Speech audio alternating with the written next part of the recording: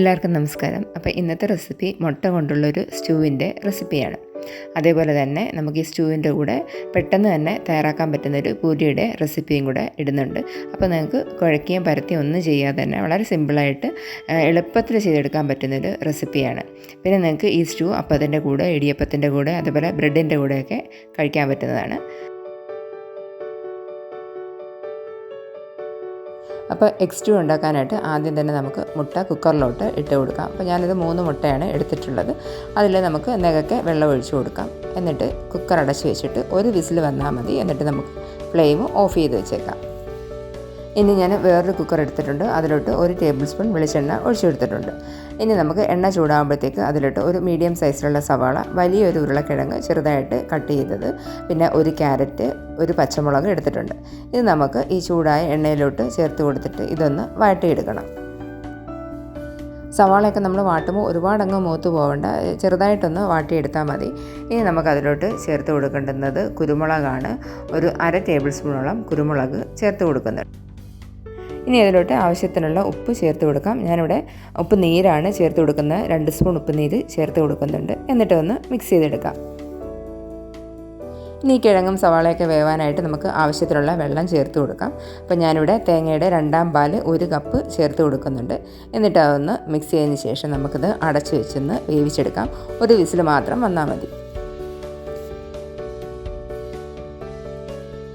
നമുക്ക് സ്റ്റൂ തയ്യാറാക്കാനായിട്ട് ഒരു ചട്ടി വെച്ചിട്ടുണ്ട്. അതിലോട്ട് 2 ടേബിൾ സ്പൂൺ വെളിച്ചെണ്ണ ഒഴിച്ചു കൊടുക്കുന്നുണ്ട്. ഇനി അതിലോട്ട് നമുക്ക് ഒരു ചെറിയ കഷ്ണം പട്ട, 3 ഏലക്ക, 3 ഗ്രാമ്പൂവും ചേർത്തിട്ട് നല്ലതുപോലെ ഒന്ന് വാട്ടി കൊടുക്കാം. ഇനി അതിലോട്ട് ചെറിയ കഷ്ണം ഇഞ്ചിയും, ഒരു 5 അല്ലി വെളുത്തുള്ളി ചതച്ചതും കൂടെ ചേർത്ത് അതിൻ്റെ പച്ചമണം മാറുന്നിടം വരെ നല്ലതുപോലെ ഒന്ന് വഴറ്റിയെടുക്കാം. ഇഞ്ചിയും വെളുത്തുള്ളി ഒന്ന് മൂത്ത് വരുമ്പോഴത്തേക്ക് നമുക്ക് അതിലോട്ടൊരു മീഡിയം സൈസ് സവാള അരിഞ്ഞതും 2 പച്ചമുളകും കൂടെ ചേർത്ത് കൊടുത്തിട്ട് നല്ലതുപോലെ ഒന്ന് മൂപ്പിച്ചെടുക്കണം. അപ്പോൾ ഇതിൻ്റെ എരിവിനായിട്ട് നമ്മൾ പച്ചമുളകും കുരുമുളക് പൊടിയും മാത്രമേ ചേർത്ത് കൊടുക്കുന്നുള്ളൂ. ഇനി നമുക്കതിലോട്ട് ഉപ്പ് ചേർത്ത് കൊടുക്കാം. അപ്പോൾ നേരത്തെ നമ്മൾ ഉപ്പ് ആഡ് ചെയ്തിട്ടുണ്ടായിരുന്നു. അപ്പോൾ നോക്കിയിട്ട് വേണമെങ്കിൽ മാത്രം നമ്മൾ ചേർത്ത് കൊടുത്താൽ മതി. ഇത് നല്ലതുപോലെ ഒന്ന് വാടി വന്നതിന് ശേഷം ആവശ്യത്തിനുള്ള കറിവേപ്പിലയും കൂടെ ചേർത്ത് കൊടുക്കാം. അപ്പോൾ ഉള്ളിയൊക്കെ ഒന്ന് വാടി വരുമ്പോഴത്തേക്ക് നേരത്തെ വേവിച്ച് വെച്ചിരിക്കുന്ന ക്യാരറ്റും കിഴങ്ങും ഒക്കെ ചേർത്ത് കൊടുക്കാം. അപ്പോൾ ഞാനതിൽ നിന്നൊരു 4-5 കഷ്ണം ഉരുളക്കിഴങ്ങ് മാറ്റിയിട്ടുണ്ട്. അത് നല്ലതുപോലെ ഒന്ന് ഉടച്ചെടുക്കണം. ഉടച്ചെടുത്തിട്ട് നമ്മൾ ഈ കറിയിൽ ചേർത്ത് കൊടുക്കും. അപ്പോൾ കറിക്കൊരു കൊഴുപ്പ് കിട്ടാനായിട്ട് അങ്ങനെ ചേർത്ത് കൊടുക്കുന്നത്. അപ്പോൾ നല്ലതുപോലെ കൈകൊണ്ടൊന്ന് ഉടച്ചിട്ട് ചേർത്ത് കൊടുത്താൽ മതി. ഇതൊന്ന് മിക്സ് ചെയ്ത് കൊടുക്കാം.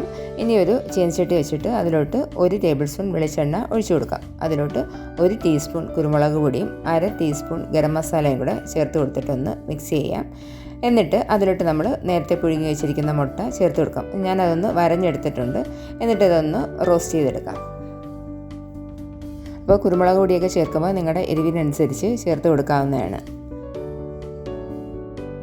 ഇനി ഈ മുട്ട നമുക്ക് സ്റ്റൂവിലോട്ട് ചേർത്ത് കൊടുക്കാം. എന്നിട്ട് ജസ്റ്റ് അതൊന്ന് മിക്സ് ചെയ്തിട്ട് ഒന്ന് തിളയ്ക്കാനായിട്ട് വയ്ക്കാം.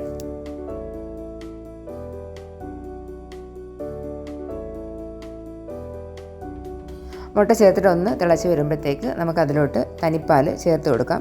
അപ്പം ചട്ടിയിലായതുകൊണ്ട് തന്നെ ചൂട് നല്ലതുപോലെ നിൽക്കും. അപ്പോൾ തീ ഓഫ് ചെയ്തിട്ട് ചേർത്ത് കൊടുത്താൽ മതി. അപ്പോൾ തേങ്ങാപ്പാൽ ചേർത്തതിന് ശേഷം ഇത് തിളയ്ക്കേണ്ട, കാരണം തിളയ്ക്കുമ്പോൾ ഇത് പിരിഞ്ഞ പോലെ അങ്ങ് ആയിപ്പോവും. അപ്പോൾ അതുകൊണ്ട് തേങ്ങാപ്പാൽ ചേർത്തതിന് ശേഷം നമുക്ക് തീ ഒരുപാട് വെക്കേണ്ട, തീ ഫ്ലെയിം ഓഫ് ചെയ്തിരുന്നാൽ മതി. എന്നിട്ട് നല്ലതുപോലെ മിക്സ് ചെയ്തെടുക്കാം. അപ്പോൾ ഇത്രയേ ഉള്ളൂ, നമ്മുടെ സ്റ്റൂ ഇവിടെ റെഡി ആയിട്ടുണ്ട്. അപ്പോൾ എളുപ്പത്തിൽ പൂരി ഉണ്ടാക്കാനായിട്ട് ഞാനിവിടെ ചപ്പാത്തി, നമ്മുടെ റെഡിമെയ്ഡ് ചപ്പാത്തിയാണ് എടുത്തിട്ടുള്ളത്. അത് ഈ രീതിയിലൊന്ന് മടക്കിയിട്ട് ഒന്ന് കട്ട് ചെയ്തെടുത്തിട്ടുണ്ട്. അപ്പോൾ ഇതിങ്ങനെ മടക്കിയിട്ട് നമുക്ക് 4ആയിട്ടൊന്ന് കട്ട് ചെയ്തെടുക്കാം. അതിനുശേഷം പൂരി ഉണ്ടാക്കാൻ തുടങ്ങാം. എണ്ണ നല്ലതുപോലെ ചൂടായതിന് ശേഷം നമുക്ക് പൂരി ഉണ്ടാക്കാൻ തുടങ്ങാം. നമ്മൾ സാധാ പൂരി ഉണ്ടാക്കുന്ന പോലെ തന്നെ നല്ല ബോൾ പോലെ പൊങ്ങി വരുന്നുണ്ട്. അതേപോലെ തന്നെ ടേസ്റ്റിനും വലിയ വ്യത്യാസമൊന്നുമില്ല. നല്ല ടേസ്റ്റുള്ള പൂരി തന്നെ നമുക്ക് ഇങ്ങനെ ഉണ്ടാക്കിയെടുക്കാം.